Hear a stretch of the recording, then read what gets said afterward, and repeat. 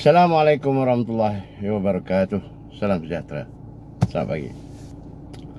Ramai yang bertanya kenapa Timbalan Presiden UMNO Datuk Muhammad Hassan berdiam diri, mengambil sikap berdiam diri selama ini mengenai isu UMNO. Beliau tidak pernah memberi reaksi atau mengulas pada tindakan-tindakan yang dilakukan oleh dilakukan oleh Presiden beliau, Datuk Seri Ahmad Zahid Hamidi. So semalam dia menjawab dalam posting FB-nya kenapa beliau selama ini berdiam diri, penuh bermadah. Saya Tok Mat ni dia banyak ambil menggunakan kiasan peribahasa Negeri Sembilan untuk dalam posting beliau. Dia sastrawan sikit, literature guy. So Tok Mat kata Dan cakap Negeri Sembilan sikit, walaupun Dan orang Kedah. Sebab ramai sahabat-sahabat Dan, rakan talan Dan orang Negeri Sembilan, Muslim nanti Somban, Jelobu, Wambau, ramai. Tapi Dan tak berapa fasih lah. Maafkan Dan lah. Maafkan saya kalau saya silap cakap. Kita kena hormat, raikan pelbagai logat bahasa. So Tok Mat kata, dia kata biarlah dia tidak mahu mengeruhkan suasana. Dia lebih bersikap untuk bersiap menyiapkan UMNO ke arah berhadapan dengan PRU akan datang. Tapi Dan rasa lah, by the time Negeri Sembilan cakap putih sikit lah. Dia Negeri Sembilan cakap putih sikit lah. By the time election which is due, kalau pun lepas Ogos, lepas darurat ni, by the time we have 7 month lagi, 7 bulan lagi, rosak dah UMNO ni Tok Mat. Habis punah ranah. Dikerjakan oleh ada beberapa orang pemimpin ni yang tidak menghormati majlis tertinggi. Tok Mat sendiri berada dalam majlis tertinggi tu. Takkan Tok Mat tak ada supporters penyokong dalam majlis tertinggi tu untuk berbuat sesuatu. By the time Tok Mat kata election lah, PRU 15 ni, by that time within a short period, UMNO ni dah rasanya lah, kalau dibiarkan sonyap aja kan sonyap aja, habislah tunggal langgang, hilang kredibiliti. Rakyat pun dah lupa lah pada UMNO kan. Dekat mana ni, kat menanti ke, kat Pilah ke, kat Rombau ke, kat Bongek ke, mana lagi kan. UMNO tidak lagi menonjol. Yang menonjol on the negative part lah. Orang kenal UMNO on the negative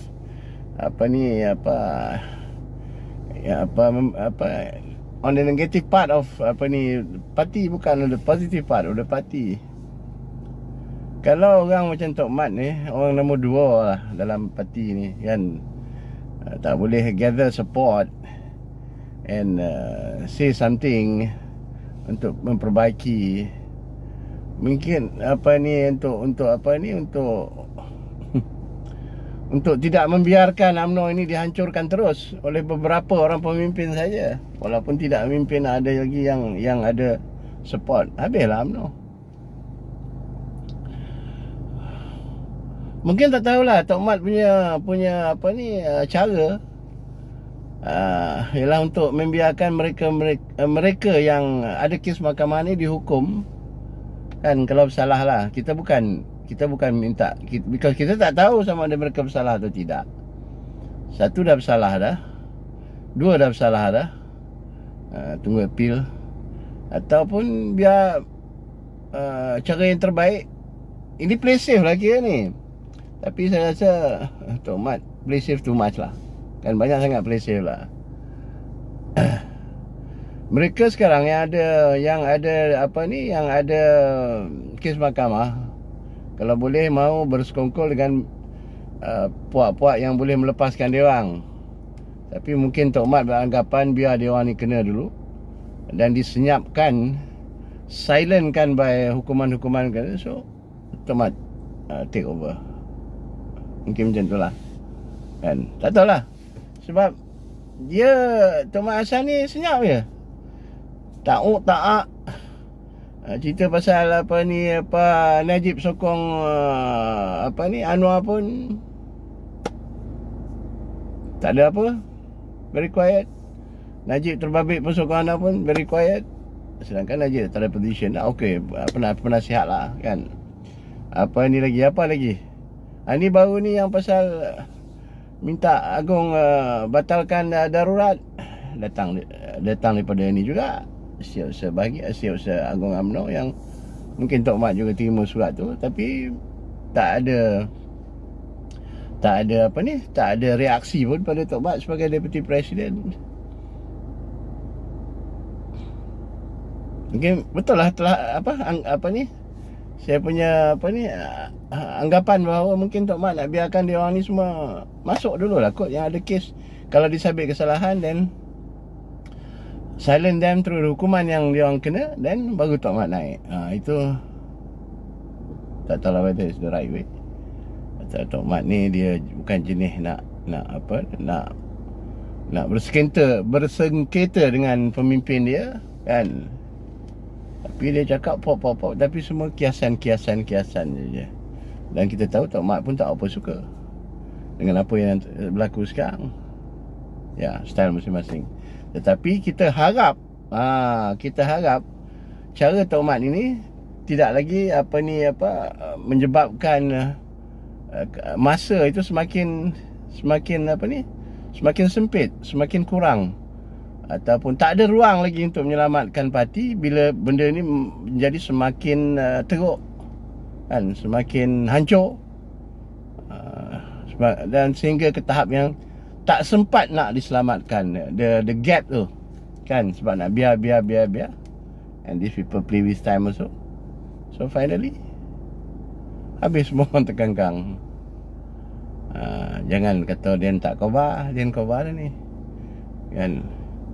Walaupun kita bukan ahli UMNO, bukan pemimpin UMNO, kita hanya pemerhati dari luar saja, tapi minus all these corrupt people, orang yang korup ini, dalam perangai-perangai yang hamlau ini, yang gila kuasa ini, minus all these people, tak payahlah sebut nama kan, nama mereka, I think UMNO is still relevant to the Malays kan. Masih ramai orang Melayu yang sayangkan UMNO lagi, tapi kena tolak lah dia, kena bersihkan, kena cuci kan, basuh dengan klorok, so ambil yang the best one.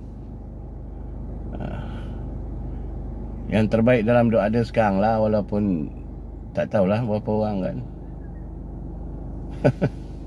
Tok Mat mungkin salah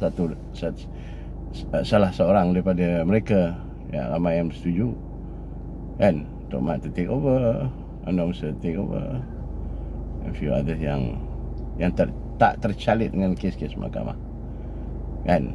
Tapi jangan rasa selesa juga kan, walaupun tak tercalit kan. Mungkin ada tapi tak nampak, mungkin ada tapi dibiarkan, mungkin ada, macam-macam lah benda-benda ni. Dia interconnected kan. Mungkin tak dibuat sebab ada sebab, mungkin ya, untuk menjaga kepimpinan jugalah kadang-kadang, sebab dia sokong you tak ni, prosecute dia, mungkin macam-macam lah dalam politik ni kan. Jangan harap kalau anda dah melakukan sesuatu yang menyalahi undang-undang, anda should be